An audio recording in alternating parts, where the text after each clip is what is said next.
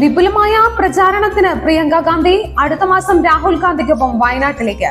കേരളത്തിന്റെ ധീരനവോത്ഥാന നായകനായ മഹാത്മാ അയ്യങ്കാളി ഓർമ്മയായിട്ട് ഇന്നേക്ക് 83 വർഷം. പ്രധാനമന്ത്രി നരേന്ദ്രമോദി ഇന്ന് വാരണാസി സന്ദർശിക്കും. കിസാൻ സമ്മാൻ നിധി പദ്ധതിയുടെ 17ാം ഗഡു കൈമാറും. കുടുംബക്കാരെ മുഴുവൻ കൊണ്ടുവന്ന് മത്സരിപ്പിക്കാനാണ് തീരുമാനം. കോൺഗ്രസ് കുടുംബാധിപത്യ പാർട്ടി കെ സുരേന്ദ്രൻ. പ്രിയങ്ക രണ്ടാം ഇന്ദിര. ഭൂരിപക്ഷം കുത്തനെ ഉയരുമെന്ന് കോൺഗ്രസ്. തിരഞ്ഞെടുപ്പിലെ കനത്ത തോൽവി CPM സംസ്ഥാന സമിതി യോഗം ഇന്ന് ആരംഭിക്കും. രാഹുൽ ഗാന്ധി വോട്ടേഴ്സിനോട് നീതികേട് കാട്ടി ആനി രാജ.